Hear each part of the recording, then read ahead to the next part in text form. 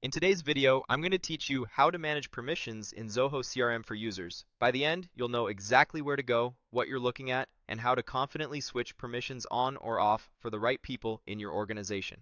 Start by signing in and heading to your Zoho CRM homepage. You'll need access to administrative settings to follow along. From the homepage, look to the top right corner for the settings gear icon. Click that gear to open the main settings area.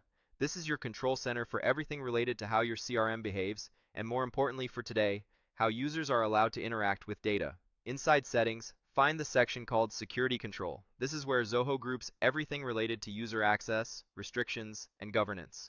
Open that and then select Profiles. Profiles are the backbone of permissions in Zoho CRM.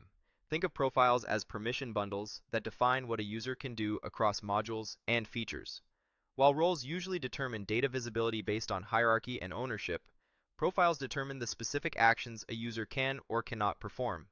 In other words, profiles control the buttons a user sees and the actions they can take. You'll see a list of profiles. Click on a profile name to open it.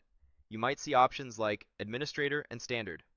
Administrator profiles typically have the widest access, and Standard is a common profile for everyday users. If your goal is to adjust permissions for your administrators, choose Administrator. If your goal is to set the baseline for typical users, choose Standard. For today's walkthrough, we'll work with the Standard profile so we can focus on practical, everyday permission tuning. Once the Standard profile opens, you'll land on a detailed permissions page. There's a lot here, so take a breath and scan the layout. Zoho organizes permissions by modules and features. You'll usually see sections for modules like leads, contacts, accounts, and deals, and then separate areas for tools such as import, export, mass update, and other administrative capabilities.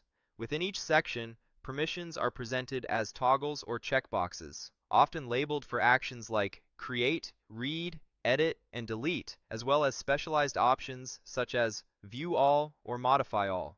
The idea is simple. Turn on what the users assigned to this profile should be able to do, and turn off anything that doesn't match their responsibilities. Click or toggle permissions on or off as needed.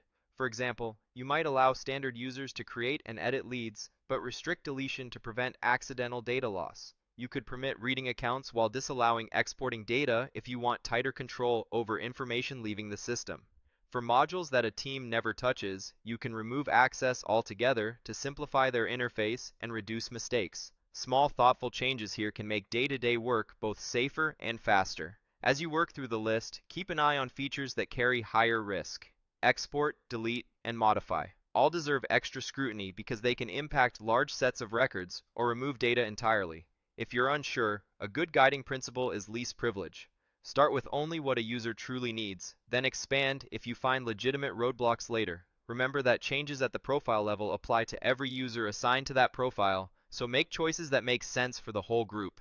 When you've finished reviewing and adjusting, your profile now reflects the exact capabilities you want your standard users to have. The next time those users sign in, they'll see only the actions and modules you've enabled, making their experience cleaner and keeping your data safer. That's it. You went from the home page into settings to security control into profiles, chose the right profile, and fine-tuned the permissions with simple toggles.